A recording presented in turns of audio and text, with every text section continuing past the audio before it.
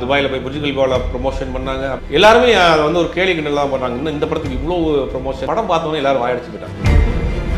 சமீப காலமாக தோண்டு போய் கிடந்த தமிழ் சினிமாவுக்கு கருடனும் இதுவும் வந்து ஒரு புதிய ஒரு எழுச்சியை கொடுத்துருக்கு. ப்ரொடியூசராக நிறையா நஷ்டப்பட்டுட்டாங்க. காரெல்லாம் விற்று தான் அவர் வந்து சில கடன்லாம் அடைச்சிக்கிட்டு இருந்தார். ஒரே டைப் ஆஃப் கதை படம் பண்ணிட்டு இருக்கப்போ ஒரு டிஃப்ரெண்டாக பண்ணுவோமேனு ஒரு போர் வரும். அது சில வேற ப்ரொடியூசர் வச்சு ட்ரை பண்ணுவாங்க, எக்ஸ்பெரிமெண்ட் மாதிரி. ஆனால் விஜய் சேதுபதி தானே பண்ணிட்டாப்ல. மேற்கு தொடர்ச்சி மலைன்னு ஒரு படம் பண்ணார். அந்த படம்லாம் பார்த்தீங்கன்னா நிறைய ஃபெஸ்டிவலுக்கு போச்சு. கடைசி விவசாயி பண்ணுறப்ப நிறைய ஃபெஸ்டிவலுக்கு போச்சு. ஆனால் படங்கள் வியாபார ரீதியாக பெருசாக கை கொடுக்குது. இனி சொந்த படம் எடுக்க மாட்டேன். ஆமாம், சினிமாவில் ஃபைனான்ஸ் வாங்கினா அதை அடைக்கக்குள்ள அவ்வளோ சாதாரண விஷயம் கிடையாது. அவர் தொடர்ந்து நடிச்சுக்கிட்டே இருந்ததுனால தான் தப்பிச்சார். அதே மாதிரி படம் ரிலீஸுக்குமே ஒரு காசு கொடுக்கணுன்ற விஷயங்கள்லாம் வந்து பெரிய பஞ்சாயத்தே ஆச்சு. அதுக்கு பிறகு ஃப்ரைடே ஃபேக்ஸ் நேயர்களுக்கு வணக்கம். இன்னைக்கு நம்ம கூட ஜெர்னலிஸ்ட் சுபேர் அவர்கள் நினைச்சிருக்காங்க. சார் வணக்கம். சார் வணக்கம். விஜய் சேதுபதி அவருக்கு வந்து ரீசெண்டாக ஒரு திருப்தியாத படங்கள் வந்து ரிலீஸ் ஆகிட்டே இருந்துச்சு. இப்போ அவரோட 50வது படம் மகாராஜா அப்படின்ற படம் ரிலீஸ் ஆகி மக்களிடையே நல்ல வரவேற்பு போயிட்டுருக்கு. எப்படி சார் போயிட்டுருக்கு மகாராஜா படம்? வந்து முதல்ல வந்து ஒரு எக்ஸ்ட்ரானரியான ஒரு படம். அதாவது ஸ்கிரிப்ட் வைஸ் பார்த்தீங்கன்னா ஒரு புதுசான ஒரு அட்டெம்ப்ட். கொஞ்சம் மிஸ் ஆயிருந்தா கூட படம் பயங்கர போராது. முதல்ல வந்து இந்த கதையை சூஸ் பண்ணியிருக்காப்புல விஜய் சேதுபதி, அதுக்கு ஒரு பெரிய பாராட்டு. ஏன்னா ஒரு அவருடைய ஏஜுக்கு ஒரு 40+ ஒரு பொண்ணுக்கு அப்பா அப்படிங்கிற ஒரு கேரக்டர், படம் ஃபுல்லாகவே ஒரு டல் மேக்கப்பு அப்படிங்கிறதெல்லாம் பெரிய விஷயம். அதை கரெக்டாக பயன்படுத்தியிருக்காரு. முழுக்க இது ஒரு டேரக்டருடைய படம். அந்த டேரக்டர் வந்து தன்னை வந்து ப்ரூஃப் பண்ணியிருக்கிறாரு. கடைசியில் ஒரு 20 நிமிஷம்லாம் சொல்லவே வேணும். படம் வந்து பரபரப்பாக போயிட்டு இருக்கு. ஒரு பெரிய ஹிட் தான் இந்த படம். வந்து சமீப காலமாக தோண்டு போய் கிடந்த தமிழ் சினிமாவுக்கு கருடனும் இதுவும் வந்து ஒரு புதிய ஒரு எழுச்சியை கொடுத்துருக்கு, ஒரு நம்பிக்கையை கொடுத்துருக்குன்னு தான் பார்க்குறேன். Okay sir. அதேமாதிரி டேரக்டர் நித்திலன் சுவாமிநாதன் அவர் வந்து குரங்கு பொம்மைக்கு அப்புறம் வந்து கிட்டத்தட்ட ஒரு 7 வருஷம் வந்து டைம் எடுத்திருந்தார். இப்போ இந்த படம் வரும்போது அவருக்கு எப்படி ஒரு முன்னேற்றமாக இருக்கும்னு நினைக்கிறேன்? இல்லை, முழுக்க அவருடைய கிரெடிட் எல்லாமே அவர் தான். இந்த படத்தினுடைய முழு வெற்றியுமே வந்து நித்திலன் தான். ஏன்னா 7 வருஷம்னு சொன்னீங்கன்னா கூட இந்த படம் ஆரம்பிச்சு கிட்டத்தட்ட 2 வருஷத்துக்கு மேலே ஆச்சு. கொஞ்சமாக ஆரம்பித்தாங்க, அப்புறம் கொஞ்சம் டிலே ஆச்சு. அப்படின்ட்டு போய் 2 வருஷம் ஆச்சு. இப்போ 5 வருஷம் 2 வருஷம் இந்த படத்தில் ட்ராவல் பண்ணிட்டு இந்த படத்தை முடிச்சிருக்காரு. இந்த படம் ஓடிச்சுன்னா முழுக்க அதுக்கு காரணம் டேரக்டர் தான். டேரக்டருடைய ஸ்கிரிப்ட் தான் மெயினாக சொல்லணும்னா. ஸ்கிரிப்ட், அந்த ஆர்டிஸ்ட் செலெக்ஷனு, அந்த வே ஆஃப் சீனை வந்து கன்வே பண்ண விஷயம் எல்லாமே பார்த்தீங்கன்னா பெர்ஃபெக்டாக பண்ணியிருக்கிறால. ஒரு 10 படம் பண்ண ஒரு எக்ஸ்பீரியன்ஸ் டேரக்டர் மாதிரி பண்ணியிருக்காரு. ஆனால் அவரை பார்க்குறதுக்கும் அந்த படம் பண்ணியிருக்கிறதுக்கும் சம்மந்தமே இல்லாமல் இருக்கு. ரொம்ப லேசியாக இருக்கிறார் ஆள். ஆனால் வந்து படம் பார்க்குறப்ப இவர் தான் இந்த படம் பண்ணியிருக்காருங்கிற மாதிரி ஒரு பெரிய பிரமிப்பை உண்டு பண்ணியிருக்காரு. இண்டஸ்ட்ரியில் பார்த்தீங்கன்னா பெரும்பாலும் இந்த படத்தை பெருசாக கொண்டாட ஆரம்பிச்சிட்டாங்க. ஏன்னா ஒரு ஃபார்மட்டான அந்த ஸ்கிரிப்டை மாற்றி உடைச்சி ஒரு புதுசாக ஒன்று கொண்டு வந்திருக்கிறாரு. ஒரு பெரிய அட்டம். இந்த படம் தெலுங்கு, தமிழ், தெலுங்கு, மலையாளம், ஹிந்தி வரைக்கும் கூட இந்த படம் போகிறதுக்கு வாய்ப்பு இருக்குது. ஏன்னா அந்த ஸ்கிரிப்ட் தான். அந்த ஸ்கிரிப்டில் யார் நடித்தாலும் நல்லாயிருக்கும். அப்படிங்கும்போது அதில் கரெக்டாக வந்து விஜய் சேதுபதி உட்காந்துட்டாரு. விஜய் சேதுபதிக்கு ஒரு ரீஎன்ட்ரி, 2வது இன்னிங்ஸ் அப்படிங்கிறதான் சொல்லணும். இந்த 50க்கு அப்புறம். ஏன்னா 50ல் வந்து ஒரு 40 வரைக்கும் வச்சுங்க. ஒரு 10 படம் வந்து பெருசாக போகல. பண்ண எல்லா படமுமே பெருசாக போகல, ஃபெயிலியரு. அதுக்கு அவர் பண்ண சில தவறுகள், கேரக்டர் ரோல் பண்ணது, வில்லனாக பண்ணது தவறுன்னு சொல்ல முடியாது, ஒரு அட்டெம்ப்ட். அது ஒரு புத்திசாலித்தனமான விஷயம். 40+ ஆச்சு விஜய் சேதுபதிக்கு. நீங்கள் 40 வயசுக்கு மேலே ஒரு 5 வருஷமோ 10 வருஷமோ ஹீரோ நடிக்க முடியும். ஹீரோவை நடிச்சுட்டு அப்புறம் போய் நம்ம கேரக்டர் ரோல் பண்ணுறதுக்கு இப்போயே கொஞ்சம் ட்ரெயின் பண்ணிக்கலாங்கிற ஒரு முன்னெச்சரிக்கையாக தான் அதை பண்ணாப்புல. பட் அது பெருசாக கை கொடுக்கல. ஏன்னா ஹீரோவாக பண்ணிகிட்டு இருக்கப்போ டக்குன்னு அதில் ஏற்றுக்கிற மாட்டாங்க. அதனால இந்த ஹீரோ மெட்டீரியலாக அவரை பார்க்க ஆரம்பிக்க மாறிக்கிட்டே இருந்தது. அதை வந்து இந்த படத்தில் வந்து திருப்பி ஃபுல்ஃபில் பண்ணிட்டாரு. ஆனால் திருப்பியும் அந்த மாதிரி கேரக்டர் பண்ணுவாருன்னு நினைக்கிறேன். ஆனால் விட மாட்டார். நல்ல கேரக்டர் பண்ணக்கூடிய ஆள் தான். முழுக்க விஜய் சேதுபதிக்கு இது ஒரு செகண்ட் இன்னிங்ஸ் ஸ்டார்ட் ஆயிருக்கு இந்த படம். சார் அதே மாதிரி அவருக்கு வந்து இது வந்து ரொம்ப பெஸ்ட் ஓப்பனிங் அப்படின்ற மாதிரி சொல்கிறாங்க. இதுக்கு முன்னாடி வந்தாலுமே ஒரு 4-5 பேர் பார்த்துட்டு படம் நல்லா இருக்குப்பா அப்படின்னு சொன்னப்போ தான் விஜய் சேதுபதி அவர்களுக்கு வந்து ஒரு கூட்டம் போகும் அப்படின்னு வச்சுங்களேன். ஆனால் இந்த படத்து வந்து ரிலீஸ் ஆனோடனே ஒரு மிகப்பெரிய ஒரு எதிர்பார்ப்பு, நல்ல ஒரு கூட்டம், கலெக்ஷன் வைஸாகவே ஃபர்ஸ்ட் டே எல்லாம் பயங்கரமாக போச்சு அப்படின்னு சொல்கிறாங்க. இது இந்த அளவுக்கு இந்த படத்தில் ஒரு புத்திசாலித்தனமான ஒரு ப்ரொமோஷன் பண்ணாங்க. இருக்கிற மீடியா ஆட்கள், பத்திரிகை ஆட்கள் எல்லாரையுமே கூட்டு வச்சு ஒரு ப்ரீமியர் ஷோ நிறைய தடவை போட்டாங்க. ஒரு 5-6 தடவை போட்டாங்க. படம் பார்த்த எல்லாருமே பயங்கரம் பிடிச்சிச்சு. எல்லாருமே அவங்க சோசியல் மீடியா பேஜில் இந்த படத்தை பற்றி படம் ரிலீஸ் ஆகிறதுக்கு முன்னாடி ஒரு ஹைப்பை கிரியேட் பண்ணிட்டாங்க. இது ஒரு புதுசான ஒரு ப்ரொமோஷன். எப்பயும் ப்ரெஸ் மீட்டு போடுவாங்க, ஒரு ஷோ 2 ஷோ நடக்கும் அப்படின்றவங்க என்ன பண்ணாங்கன்னா, இது ஒரு கிட்டத்தட்ட ஒரு 10 ஷோ போட்டிருக்காங்க. 10 ஷோக்கு மேலே நடந்திருக்கும். சினிமாவில் இருக்க directors, technicians, media peoples, journalist எல்லாரையும் கூப்பிட்டு படம் போட்டு காமிச்சிட்டாங்க. எல்லாரும் படம் பிடிச்சி போச்சு. படம் பார்த்தவங்கலாம் சும்மா இருக்க மாட்டாங்க. அவங்கவுங்க பாயிண்ட் ஆஃப் வியூவில் படத்தை வந்து படம் ரிலீஸ் ஆகிறதுக்கு முன்னாடியே விமர்சனங்கள் எழுத ஆரம்பிச்சிட்டாங்க. அப்படிங்கும்போது படத்துக்கு ஒரு பெரிய ஒரு ஒரு அட்டென்ஷன் வந்துருச்சு. ரிவ்யூஸ்மே கூட படம் ரிலீஸ்க்கு முன்னாடி எல்லாம் வந்துட்டாங்க. அதான் சொல்றேன், இதுக்கு முன்னாடி ப்ரீவியஸ் ஷோ நிறைய போட்டாங்க. ப்ரீமியர் ஷோ நிறைய போட்டதுனால அந்த படத்துக்கு ஒரு பொதுமக்கள் மத்தியில் அந்த படம் வந்து ஒரு எதிர்பார்ப்பை கிரியேட் பண்ணிடுச்சு. அது வந்து ஒரு பெரிய விஜய் சேதுபதி படத்திலேயே ஓப்பனிங் இருக்கிற படமாக தான் இதை பார்க்க வேண்டியதாக இருக்குது. இந்த படம் ஓப்பனிங் இருக்குது. அதே மாதிரி விஜய் சேதுபதி அவர்களுமே முன்னாடி படங்கள்லாம் பார்த்தீங்கன்னா ப்ரொமோஷன் வந்து ஒரு 2 இன்டர்வியூ இல்லை ஒரு 3 இன்டர்வியூ அப்படின்ட்டு. ஆனால் இது வந்து தொடர்ச்சியாக யூடியூப்பை திறந்தாலே அவர் மட்டும் தான் இருந்தார் அப்படின்னு சொல்லலாம். அதுவும் கூட ஒரு ப்ளஸ் அப்படின்ற மாதிரி. அதுவும் ஒரு ப்ளஸ் தான். இந்த படத்தை கெட்டப் ஒன்று பெரிய விஷயம்.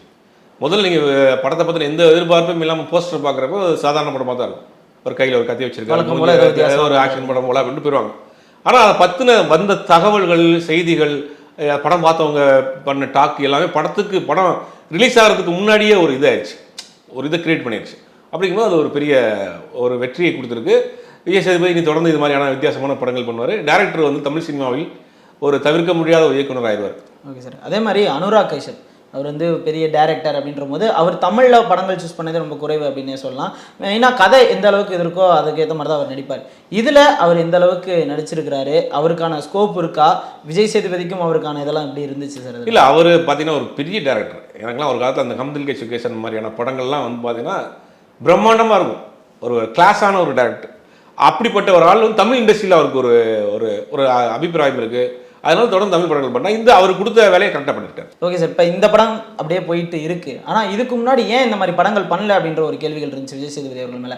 ஹிந்தி பக்கம் ஒரு டைம் போயிட்டாரு. அதுக்கு வந்து இங்கே ஏதோ ஒரு பிரச்சனை நடந்தனால தான் அவர் வந்து கொஞ்சம் டைம் எடுத்து ஹிந்தி பண்ணிட்டு வரலாம் அப்படின்ற மாதிரி. என்ன காரணம் சார்? என்ன அந்த காலகட்டத்தில் இல்லை, ஹிந்திக்கு போனது வந்து எல்லாருக்குமே ஹிந்தி படம் பண்ணணும்னு ஒரு ஆசை இருக்கும். சினிமா ஆர்டிஸ்ட் ஆகிட்டாங்கன்னா ஒரு ஹிந்தி படம் பண்ணணும். ஹிந்தி மார்க்கெட் பெரிய மார்க்கெட், சம்பளம் பெரிய சம்பளம், ஒரு 10 ஸ்டேட்டுக்குள்ளே போயிடலாம். அப்படிங்கும்போது எல்லாருக்குமே ஹிந்தி மேலே ஒரு தாகம். இந்த ரஜினிகாந்த்லேருந்து கமலஹாசன்லேருந்து எல்லாருக்குமே அந்த ஒரு ஆசை இருந்துச்சு. எல்லாரும் போய் கை சொல்லிட்டு தான் வந்தாங்க. ஏன்னா சவுத் இந்தியன் ஆர்டிஸ்ட் அவங்க பெருசாக அவங்க உடனே அக்செப்ட் பண்ணிக்க மாட்டாங்க.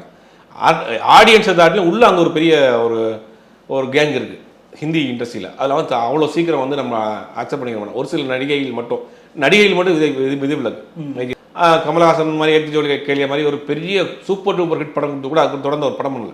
சொல்லியிருக்காங்க சார், ஒரு காலகட்டத்தில் கமல் அவர்களுக்கே அது நடந்துச்சு. அவ்வளோ ஹிட்டு கொடுத்துமே ஹிந்தியில் அவரால் ஷைன் ஆக முடியும். அதுக்கு 2 காரணம் வந்து இந்த கலர் வேரியேஷன். ஏன்னா கூட கமல் வந்து ஓரளவுக்கு நார்த் இந்தியன் மாதிரி தான் இருப்பார் பார்க்குறது. இருந்தாலுமே அவருக்கு ஒரு சிங்கிள் இந்த கலர் காம்பினேஷனுங்கிறது அங்கே ஒரு பெரிய விஷயம். அந்த கல்ச்சரே வேறு. அப்படிங்கும்போது அது பெருசாக ஏற்றுக்காது. 2 உள்ளுக்குள்ளே ஒரு பெரிய ஒரு நெப்போட்டிசம் இருக்குது. வெளியே ஆட்களை விட மாட்டாங்க. நிறையா குழப்பங்கள் இருக்குது. எல்லா நடிகர்களுக்கும் ஹிந்தி படம் பண்ணணும்னு ஒரு ஆசை. அது ஒரு ட்ரை பண்ணார், பெருசாக அதை கை கொடுக்கலாம், அவ்வளோதான். Okay sir. அதே மாதிரி ப்ரொடியூசராக நிறையா நஷ்டப்பட்டுட்டேன் அப்படின்ற மாதிரி பல இன்டர்வியூவில் சொல்லிட்டு இருக்கிறாரு. இப்போதுமே அதுக்கு நான் கடன் கட்டிகிட்டு இருக்கேன், இப்போ லாபம் படத்துக்கும் நான் கடன் கட்டிகிட்டு இருக்கேன் அப்படின்ட்டு. ப்ரொடியூசராக அவர் எந்த அளவுக்கு நஷ்டமாயிட்டார்னு நினைக்கிறீங்க சார்? இல்லை, அந்த சில படங்கள் அவர் ட்ரை பண்ணார். அவர் வெளியில் நண்பர்கள் பேனரில் பண்ணாலும் இவர் தான் ப்ரொடியூசராக இருந்தார். அந்த படங்கள் சரியாக போகல. அது எல்லாமே வித்தியாசமான கதை அட்டம் தான். அந்த படங்கள் சரியாக போகாதனால ஒரு பெரிய லாஸ் ஆயிடுச்சு. எல்லா நடிகர்களுக்குமே ஒரே டைப் ஆஃப் கதை படம் பண்ணிட்டு இருக்கப்போ ஒரு டிஃப்ரெண்ட்டாக பண்ணுவோமேன்னு ஒரு போர் வரும். அந்த நேரங்களில் டிஃப்ரெண்ட்டாக ட்ரை பண்ணுவாங்க. அது சில வேறு ப்ரொடியூசரை வச்சு ட்ரை பண்ணுவாங்க, எக்ஸ்பெரிமெண்ட் மாதிரி. ஆனால் விஜய் சேதுபதி தானே பண்ணிட்டாப்புல. அதில் ஒரு பெரிய சிக்கலில் மாட்டிகிட்டு இருக்காரு. அதில் ரிலீவ் ஆகிட்டு வந்துருக்கா. இனிமேல் பிரச்சனை சால்வ் ஆகிடும். ஏன்னா ஒரு டைமில் அவரோட காரெல்லாம் விற்று தான் அவர் வந்து சில கடன்லாம் அடைச்சிக்கிட்டு இருந்தார் அப்படின்ற விஷயங்கள்லாம் போயிட்டு இருந்துச்சு. ஆமாம், சினிமாவில் ஃபைனான்ஸ் வாங்கினா அதை அடைக்கக்குள்ள அவ்வளோ சாதாரண விஷயம் கிடையாது. அவர் தொடர்ந்து நடிச்சுக்கிட்டே இருந்ததுனால தான் தப்பிச்சார். இல்லை லேக் ஆயிருந்துச்சுன்னா பெரிய சிக்கலில் மாட்டியிருப்பார். பெரிய பெரிய நடிகர்கள்லாம் அதில் மாட்டியிருக்காங்க. நடிகர்கள் வந்து சொந்த படம் எடுக்கக்கூடாது, எனக்கு தெரிஞ்சு சொந்தப்படக்கூடாது. ரஜினிகாந்த் மாதிரியான ஆட்கள் வரக்கூடிய இளைஞர்களுக்கு கூப்பிட்டு அட்வைஸ் பண்ணுறாரு, நீங்கள் தயவுசெய்து சொந்த படம் மட்டும் எடுத்துறாங்க.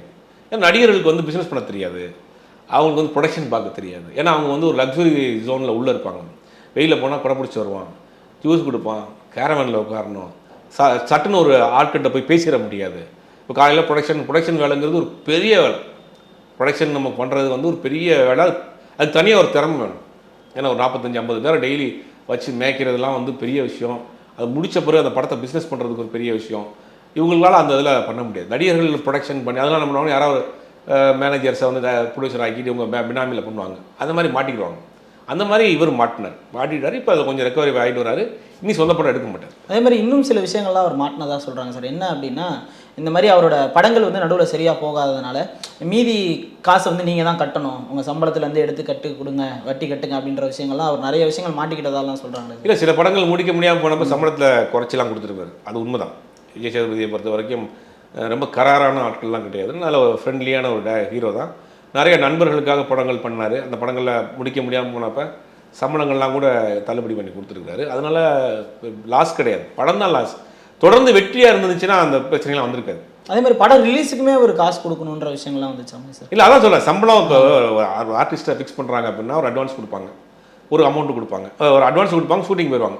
ஷூட்டிங் போகிறதுக்கு முன்னாடி ஒரு அமௌண்ட் கொடுப்பாங்க, அப்புறம் 2வது ஷெட்யூல் 3வது ஷெட்யூல் போகிறப்ப ஒரு அமௌண்ட் கொடுப்பாங்க, அப்புறம் டப்பிங் பேசுகிறப்ப ஒரு அமௌண்ட் கொடுப்பாங்க. இதுதான் ஒரு ஒரு ஒரு இதாக வச்சுருப்பாங்க. ஒவ்வொரு நடிகர்களும் வந்து ஒரு மாதிரி பேமெண்ட் வாங்குவாங்க.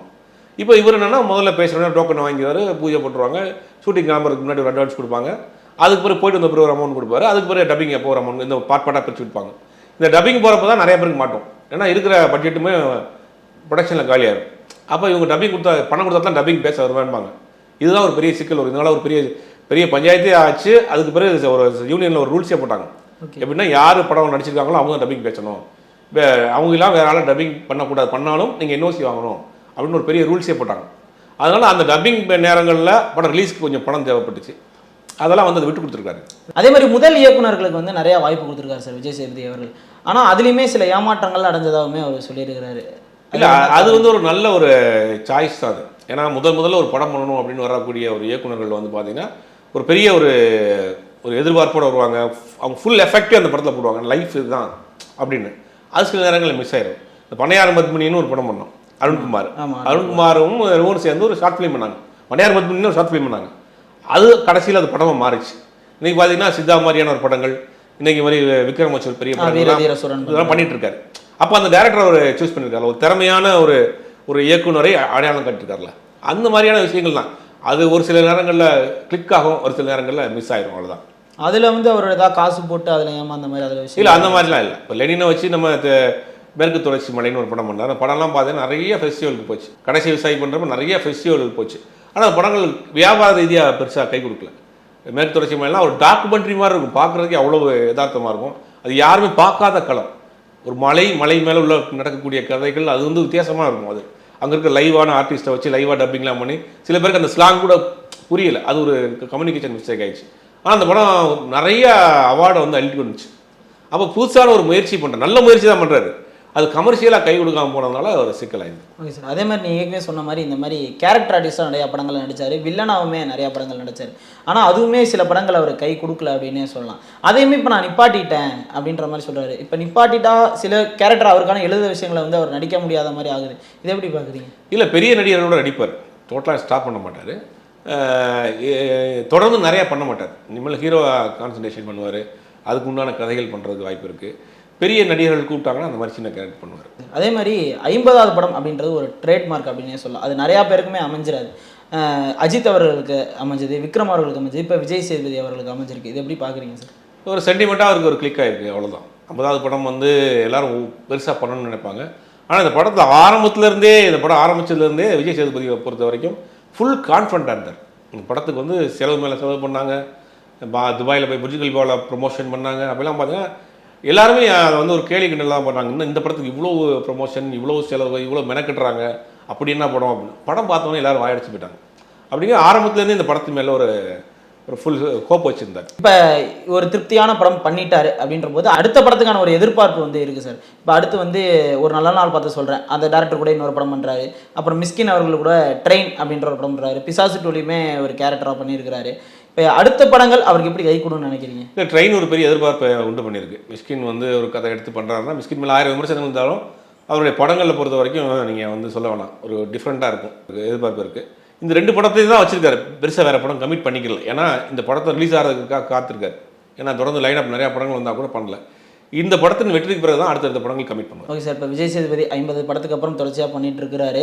ஆனால் ஹிந்திலையுமே இப்போ குறைச்சிக்கிட்டாரு அப்படின்னு நினைக்கிறேன். இப்போ இது எப்படி இருக்கும் அப்படின்றது தெரில. இப்போ அடுத்து எப்படி போக போகிறான்றதும் தெரில. என்ன நடக்க போகுது அப்படின்றத வெயிட் பண்ணி பார்க்கலாம் சார். நன்றி சார்.